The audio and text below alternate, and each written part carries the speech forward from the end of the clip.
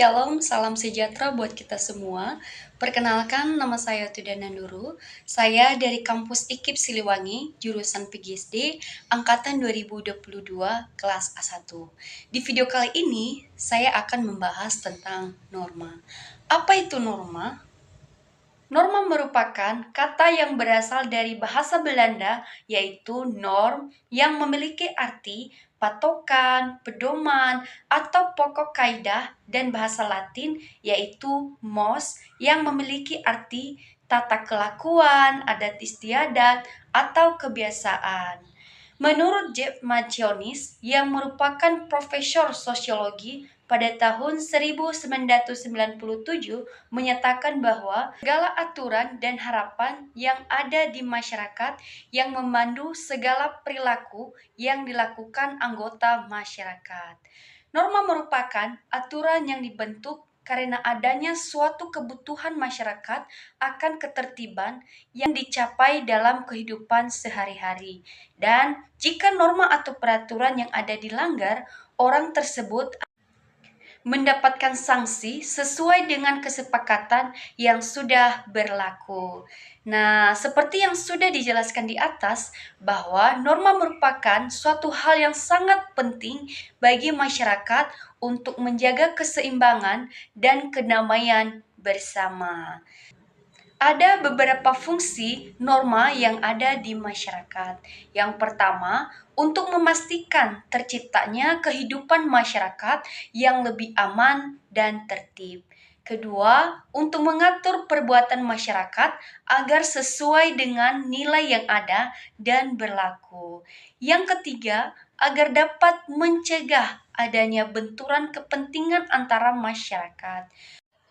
Kemudian yang keempat, untuk membantu masyarakat dalam mencapai tujuan atau kesepakatan bersama. Nah, norma ini juga digunakan sebagai petunjuk maupun pedoman yang dapat digunakan untuk menjalani hidup di lingkungan masyarakat sebagai individu. Nah, itulah fungsi-fungsi daripada norma. Nah, sekarang kita masuk pada macam-macam norma. Nah, norma itu ada dua. Yang pertama ada norma formal. Yang kedua ada norma non-formal. Apa itu norma formal? Norma formal merupakan suatu aturan yang dijalankan oleh masyarakat yang dirumuskan oleh pihak yang berwenang seperti pemerintah maupun lembaga yang berguna untuk mengatur masyarakat dan memastikan adanya kesepakatan bersama yang sifatnya resmi maupun formal. Contohnya seperti apa? Contohnya perintah presiden, konstitusi, peraturan lembaga, surat keputusan, dan lain sebagainya. Nah, sekarang kita masuk pada norma non-formal. Apa itu norma non-formal? Norma non-formal adalah suatu bentuk ketentuan maupun aturan yang dijalankan masyarakat dalam sebuah lingkungan tanpa diketahui siapa yang merumuskannya, dan biasanya bentuk dari norma non-formal ini tidak tertulis. Namun, masyarakat menjalankannya karena kesadaran ataupun sudah menjadi kebiasaan dalam diri untuk menjaga keharmonisan lingkungan masyarakat.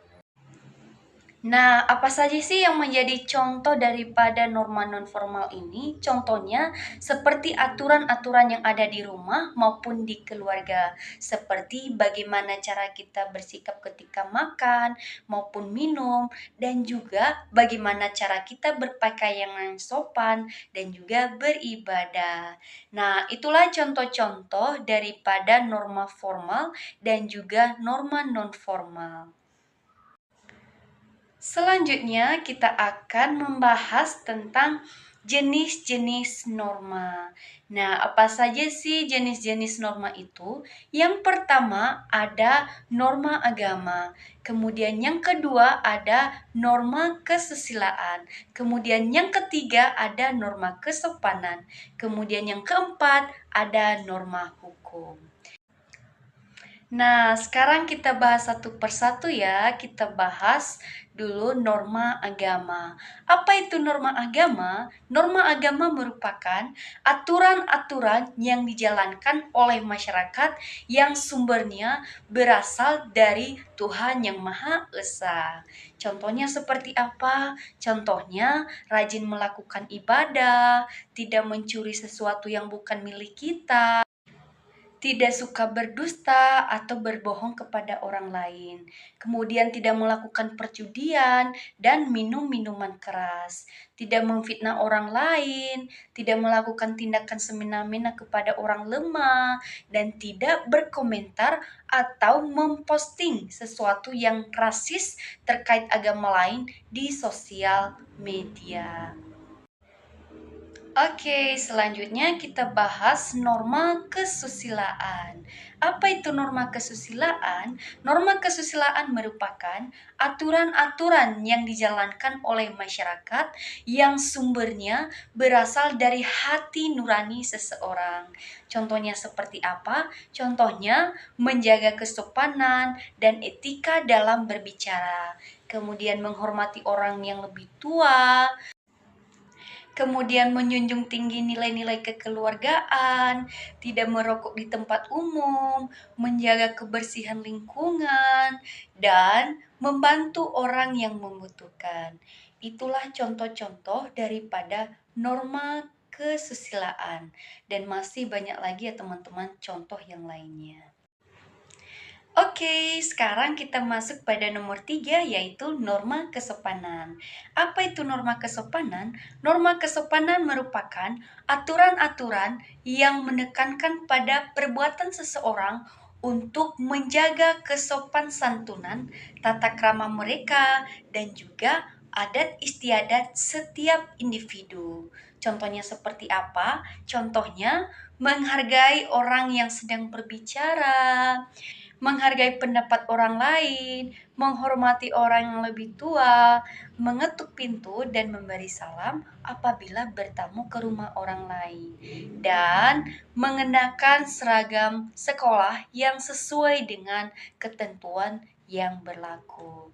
Nah, itu adalah contoh-contoh daripada norma kesopanan. Oke, sekarang kita masuk pada nomor 4, yaitu norma hukum. Apa itu norma hukum? Norma hukum merupakan aturan-aturan yang dibuat oleh badan yang bertanggung jawab seperti pemerintah yang dikemas dalam bentuk undang-undang. Contohnya seperti apa? Contohnya norma hukum di sekolah, contohnya siswa diwajibkan menaati segala tata tertib yang diberlakukan oleh sekolah. Kemudian, siswa wajib menggunakan seragam dengan rapi beserta atribut yang diperlukan secara lengkap. Nah, contoh norma hukum di lingkungan keluarga seperti apa? Contohnya, tidak diperbolehkan saling menghina anggota keluarga, wajib menaati kesepakatan yang telah ditentukan oleh keluarga.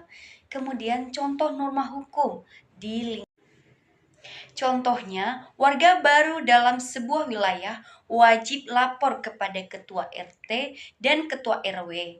Kemudian, setiap rumah harus membayar iuran kas RT setiap bulannya.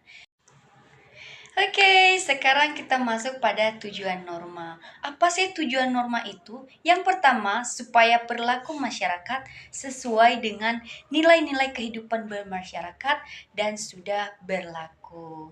Kemudian, menjaga sekaligus meningkatkan keharmonisan antara anggota masyarakat. Dan dengan adanya norma, setiap anggota masyarakat bisa berperilaku tertib serta berbuat adil. Nah, jadi kita telah membahas tentang norma ya, baik itu pengertian norma, fungsi norma, macam-macam norma, jenis-jenis norma, dan tujuan norma. Sekarang yang menjadi kesimpulannya bahwa pada hakikatnya kita sebagai manusia merupakan makhluk sosial yang berdampingan dengan orang lain dan membutuhkan satu sama lain. Nah, jadi penting untuk saling menghargai satu sama lain dan menaati aturan yang ada. Baik teman-teman, itu saja yang menjadi pembahasan kita kali ini. Semoga materi yang saya sampaikan dapat bermanfaat dan dapat kita lakukan dalam kehidupan kita sehari-hari. Akhir kata saya ucapkan terima kasih dan sebelumnya saya mohon maaf bila dalam penyampaian bahasa banyak yang salah. Akhir kata saya ucapkan terima kasih. Sampai ketemu. See you.